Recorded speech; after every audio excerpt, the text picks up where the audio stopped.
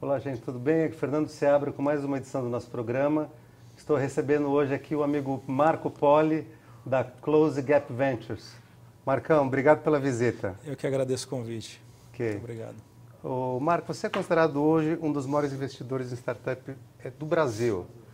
E, além disso, um dos mais técnicos. Você chegou como só nesse estágio para conhecer tão profundamente um assunto que é tão difícil só no universo de inovação?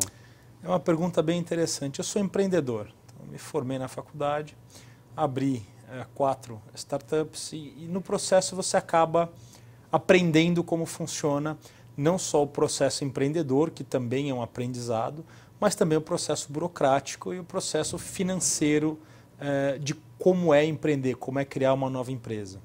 Então, nesse aprendizado com essa bagagem nas costas, transpor isso para o mercado do investimento é um pouco mais de aprendizado, mas você usa muito da bagagem de empreendedor. Então, eu cheguei lá sabendo, empreendendo, e aí, em um certo momento, surgiu a oportunidade, eu comecei a investir. Desde então, me foco tanto em empreender, estou empreendendo de novo agora, quanto em investir em startups, mentoria de startups e, mais recentemente, muito policy making, muito advocacy, que é aquele trabalho que você faz junto aos setores da população e governamental para conseguir melhorar a condição do empreendedorismo e tentar explicar para os nossos governantes, para o país e para a população o quão importante é o empreendedorismo para o Brasil como um todo. Já que você citou esse tema, como que está no Brasil hoje o ambiente regulatório para o empreendedor e para o investidor? Muito ruim, né? O Brasil tem um dos ambientes mais tóxicos de empreendedorismo e essa toxicidade do ambiente empreendedor vaza também para o ambiente de investimento. Então, não é só que a nossa legislação e nosso ambiente de regulamentação não seja bom, ele de fato não é bom. Não existe um veículo apropriado para você criar uma empresa de alto impacto, de alta tecnologia. Veículo que eu digo, empresas limitadas não se prestam para isso, sociedades limitadas não se prestam para isso. Sociedades por ações têm uma série de deficiências e um custo muito alto, então as SAs também não são boas e acaba que nós não temos nenhum veículo apropriado para o investimento. Aí quando você soma a isso a insegurança jurídica e a desconsideração da personalidade jurídica, que é extremamente comum na justiça hoje, virou regra em vez de ser exceção, foi um dos grandes pilares da evolução do capitalismo, o mundo inteiro respeita isso e o Brasil passou a desrespeitar a partir da década de 90, toda essa insegurança para o empreendedor ela acaba vazando para o investidor. O investidor tem que ficar encontrando formas de se proteger da insegurança, da toxicidade do ambiente empreendedor para o próprio empreendedor. Então, assim, os dois. A gente está numa situação em que o Brasil ele é extremamente contra o empreendedorismo e é extremamente contra a inovação e os novos negócios em especial. Então é bem triste dizer isso, mas nós estamos aí num dos pontos de pior toxicidade, pior influência negativa do ambiente em cima do empreendedor. Bom, a gente vive um ambiente então onde o investidor quer ser dono, mas ele tem medo de ser dono. Isso faz com que menos investimentos só sejam feitos, né? O investidor quer investir, mas ele não consegue ser sócio. Porque se você for sócio, você está exposto a todo o risco de consumidor, trabalhista, tributário, que no Brasil é aquela roleta russa, porque o nosso judiciário ele é pouco melhor que um aleatório. Sim. Então você nunca sabe qual é o risco que você está correndo para tentar levar esse país nas costas e trazer o progresso. Então, sim, o investidor ele tenta de qualquer forma minimizar a influência do risco do empreendedor e é uma das coisas que acontece. A gente não tem mecanismos apropriados, não tem veículos apropriados, nós não conseguimos fazer um fundo, por exemplo, para investir em empresas inovadoras ou em startups, não é possível, o custo do fundo é muito alto, você não tem um clube de investimento como você tem para ações na bolsa, alguma coisa análoga para startups. Se você tenta usar um veículo pessoa jurídica, ele tem todos os problemas da pessoa jurídica e, quer dizer, a gente está num ambiente em que tudo precisa ser feito para que, eu brinco, né, que o Brasil faça as pazes com o seu empreendedor e com o seu investidor. Porque hoje o Brasil ele trava uma batalha com o seu empreendedor e essa batalha, um dos prejudicados acaba sendo o investidor nesse tipo de ativo. Quem compra ações na bolsa é super protegido, tem isenção de imposto de renda, tem um monte de benesses. Quem investe em título público tem um monte de benesses. E quem tenta investir no empreendedor, ele leva tiro de tudo quanto é lado. Então o país precisa fazer as pazes com o empreendedor e precisa fazer as pazes com o investidor. Esse é o momento que nós estamos hoje. Ok. A gente sabe que você tem uma das carteiras mais sólidas em quantidade de investimentos exercidos e qualidade de startups. Qual o tamanho da sua carteira hoje e qual foi o critério que você usou, uma tese de investimento específica para crescer ela aos poucos? E quantos anos você demorou para chegar no momento atual? Minha carteira hoje tem 49 empresas investidas no total. Algumas delas já falharam, que é esperado, mas se eu for somar todas as que eu investi hoje, dá 49. Meu primeiro investimento foi em 2010, portanto ela está fazendo já seus 8 anos. E o critério de investimento ele muda com o tempo. Então no começo tinha critérios mais brandos, menos específicos. Aí você vai ano a ano refinando qual é a sua tese de investimento, até que nos últimos anos eu tenho uma tese bastante focada em fazer empresas digitais. Tem que ser empresas que entregam produtos digitais e especialmente eu gosto muito de empresas que fazem software as a service. Tá. Aqueles portais que é software como serviço online, mas especialmente as que focam em público B2B, público empresas, público que sejam o seu cliente seja uma pessoa jurídica e não uma pessoa física. Mas eu já tive diversas outras teses no passado que eu ainda carrego no portfólio. Tá. E o objetivo de buscar empresas que têm esse modelo de negócio é o fato delas terem um modelo mais escalonável, só poderem crescer mais rápido? Tem diversas razões. Uma das razões é que o Brasil, em todo esse ambiente inóspito, ele acaba facilitando alguns tipos de modelo de negócio. Então, por exemplo, o Brasil é um país em que você não consegue fazer facilmente modelos de transação de mercadorias. Por quê? Porque nossa logística e infraestrutura são péssimas e a tributação, como ela incide, ela acaba transformando qualquer empresa que tente movimentar mercadorias, comprar, vender, transitar essas mercadorias, como a tributação incide primariamente sobre mercadoria e sobre trabalho, nesse foco de incidência da tributação, faz com que seja absolutamente insano você conseguir comprar e vender um produto no Brasil. Então, os investidores que procuram investimentos de alto impacto, de alto crescimento, startups, eles costumam se afastar de empresas que fazem bens físicos, porque nós temos problemas desde a importação até o tráfego, até a venda e passando pela entrega. A cadeia completa. A cadeia completa é um problema e a tributação é um problemaço gigantesco, não só pelo volume, mas pela forma como ela incide no produto físico. Então a gente naturalmente vai para investir em produtos que não tem meio físico, que eu consigo evitar todo esse problema tributário de cadeia, de infraestrutura que o Brasil tem. Então o DNA brasileiro, para empresas de impacto, ele está muito mais no software do que ele está no hardware. Então os investidores acabam indo naturalmente para onde você tem uma chance maior de sucesso e onde você tem um melhor uso de recursos.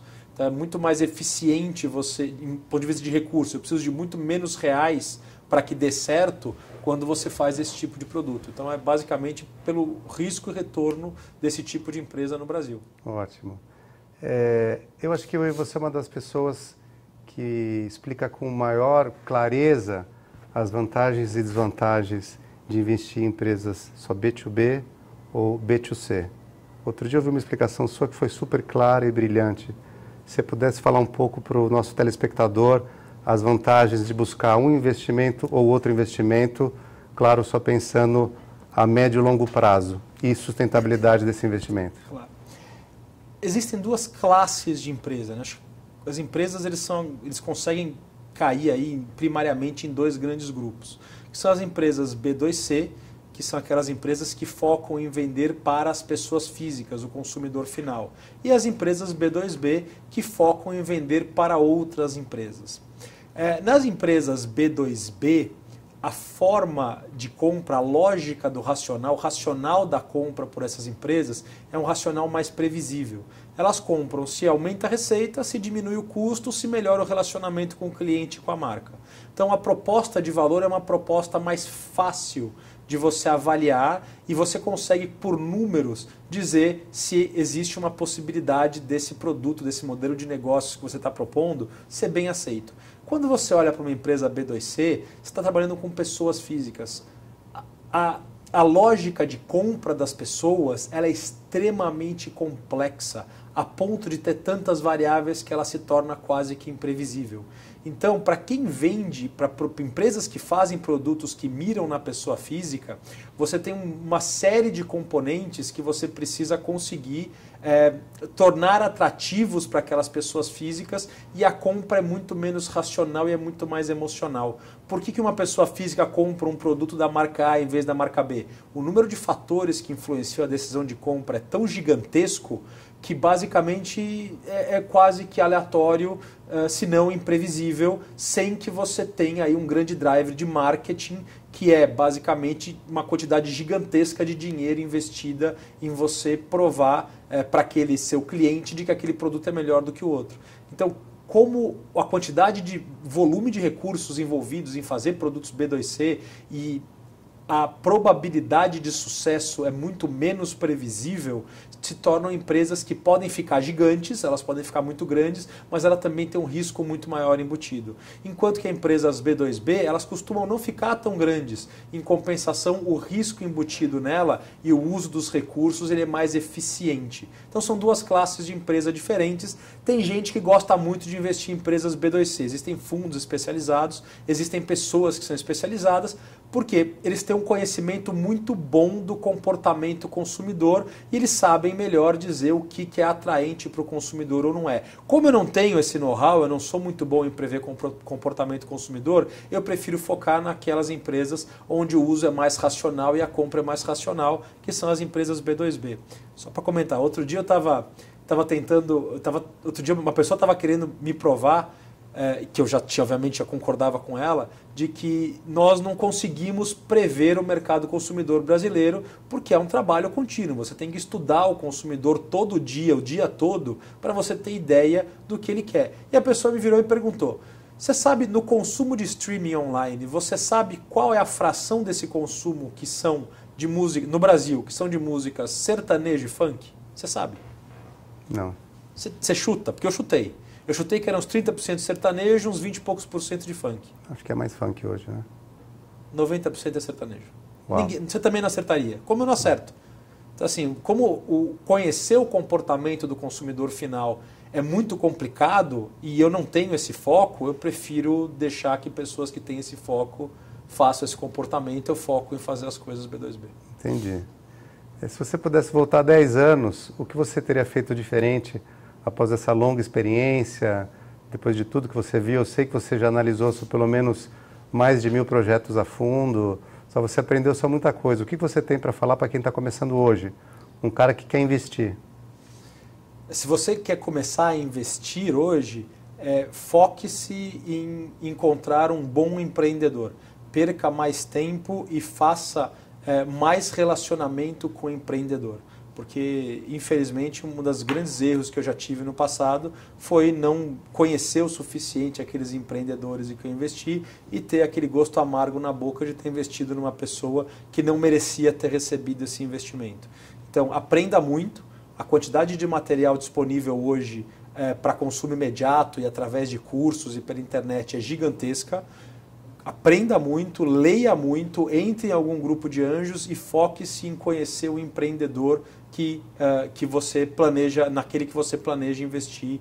Passe mais tempo com ele, entenda mais a cabeça dele e faça um método para que você consiga ter uma assertividade maior nesse empreendedor, porque é realmente o que importa nos estágios que eu invisto, muito mais o empreendedor do que a empresa, startup ou modelo de negócio. Tá. Eu sei que muitas pessoas te procuram porque você é especialista em valuation, né? E eu costumo falar que, por mais que existam mais de uma dezena de métodos, empresas nesse momento, elas têm que se basear mais no mercado e menos no potencial. Como que você tem usado os diversos métodos de valuation e auxiliado pessoas a chegarem num número mais justo para o empreendedor e para os investidores? Existem literalmente 10 formas de avaliar uma startup. Se o teu ativo, a startup como um ativo, então vamos pensar nela como um ativo financeiro. Infelizmente você não consegue usar as formas tradicionais de levantar valuations que você usa em qualquer outro ativo. Por quê? Porque essas formas tradicionais, elas têm como premissa, todas elas, de que esse ativo é um ativo lucrativo. No momento que você começa a investir numa startup em estágios iniciais, em early stages, ela não é uma empresa lucrativa. Então você não consegue aplicar as formas tradicionais de fazer essa avaliação, de entender qual é o valor dessa empresa. E aí criou-se 10 outras formas, todas elas extremamente subjetivas e regionais, à exceção de uma, que é um pouco menos subjetiva, um pouco mais objetiva, um pouco menos regional. Então, assim, e essa forma, de todas essas 10 formas, 9 delas são completamente subjetivas, uma delas tem muito a ver com a prática de mercado, mas no fundo o que acontece é que a avaliação de startups, ela não dá para ser feita especialmente no primeiro período, enquanto elas ainda estão dando prejuízo em vez de lucro, a gente chama quando elas estão na curva da morte, né, que se não tiver investimento elas vão morrer, elas vão quebrar. Esse valuation ele é muito mais exógeno, ele é muito mais dado pela comparação de outras startups no mercado, junto com a comparação dos próximos estágios de investimento, então são coisas que sempre andam em conjunto, do que ela acontece pelo potencial e pelos números da empresa. Porque uma coisa que é muito, muito comum é que na hora de avaliar uma empresa, você já queira colocar o valor dela como se ela já tivesse dado certo. Sim. Quando que na verdade aquilo é o potencial que você acha que ela vai alcançar, só que ela não está naquele estágio. Então como é que eu faço para olhar uma empresa que tem um potencial gigantesco, mas dizer o quanto ela vale hoje? O método que a gente usa com mais frequência é fazer uma comparação com outros ativos, entre aspas, financeiros, que são outras startups que estão disponíveis ao mercado. Sim. E para fazer isso, quanto mais você conhece o mercado e mais você conhece as startups e quais delas estão disponíveis, mais assertiva, melhor é a tua resposta. Então, se você tem uma startup ou se você é um investidor e você gostaria de entender qual o valuation certo de um investimento, a melhor coisa que você pode fazer é consultar outros investidores que conhecem mais e consultar mentores financeiros ou até às vezes advogados que estão vendo esses deals acontecendo no mercado para conseguirem sair com uma comparação que tanto não seja alta demais, porque valuation alta demais você perde dinheiro, quanto não seja baixa demais, porque não baixa demais você tem o risco de inviabilizar esse ativo para os próximos investimentos. Então converse, vá num grupo de anjos, converse com mentores, entenda o que eles acham que é um valuation razoável para essa empresa e veja se faz sentido depois, olhando na parte interna da empresa, esse número que você obteve externamente. A gente vê um erro que muitos empreendedores cometem no início de seus negócios, que é vender um percentual muito grande da sua empresa e eles esquecem que eles vão ter que abrir diversos percentuais e rodadas. Isso faz com que o negócio só se pulverize demais, ele perca o gás depois. Você tem visto acontecer isso com muita frequência? Isso acontece com frequência e é tanto culpa do investidor quanto é do empreendedor. Então os dois são culpados quando isso acontece. Depende do que, às vezes, a empresa teve um motivo honesto para não ter conseguido dar o resultado. Às vezes, simplesmente foi uma negociação que foi feita errado lá atrás na negociação do investimento. Então, sim, acontece. E sim, muitas vezes, um investimento passado errado ou, às vezes, algumas cláusulas do investimento, que não são só financeiras, mas algumas cláusulas políticas, como vetos e controle, quando eles são aplicados errados, podem dar um problema muito sério nos rounds subsequentes desse investimento em estágio. Então, às vezes, o primeiro investidor anjo, os primeiros investidores anjo, acabam inviabilizando a entrada de um fundo de venture capital por causa da forma como o investimento foi feito. Claro que os investidores experientes e que têm jogo de cintura vão lá e repactuam o investimento passado para a empresa crescer, porque muitas vezes é a diferença entre ela quebrar e ela dar certo. Mas às vezes tem gente teimosa, gente que não é do mercado, gente que não é de negócios, que sente e fala, mas eu não vou mudar aquela negociação que eu fiz no passado, e aí o cara que está lá querendo colocar dinheiro fala, então também eu não vou colocar dinheiro. Eu já vi também isso acontecer. Eu já vi acontecer os dois, já vi acontecer de o pessoal sentar e repactuar e todo mundo falar, olha, não vai ser tão bom quanto era, mas pelo menos eu vou ter algum retorno. E já vi gente que sentou e falou, eu não vou mudar e acabou. Tá. O mercado fala muito hoje de inovação e também de disrupção. E eu vejo muitos empreendedores só querendo criar projetos e modelos de negócio extremamente só disruptivos, mas quanto mais é disruptivo o modelo, só maior a taxa de fracasso. Sim. Você acha que o bom investidor prefere o modelo disruptivo ou o modelo inovador, que tem uma possibilidade incremental, uma possibilidade só maior de dar certo? Tem gosto para tudo. O modelo incremental é um modelo bom, com menor risco, com menor retorno. O modelo disruptivo é o que costuma fazer os gigantes, em compensação a um risco muito maior. Tem aqueles investidores que só vão nos disruptivos, que vai tomar o risco de ter um sucesso a cada 99 falhas, e tem aqueles que preferem modelos incrementais, onde a taxa de sucesso é uma a cada 10 ou uma a cada 20, então ela é bem maior. Então tem apetite para tudo no mercado. Você encontra investidor querendo investir quase em qualquer coisa. Ok. Marco, obrigado pela nossa visita. Eu que agradeço. Nosso papo de hoje. Eu que agradeço o convite, parabéns pelo programa. Obrigado. Bom, pessoal, recebi hoje aqui o Marco Poli, da Closed Gap Ventures. Até a próxima edição do nosso programa. Obrigado.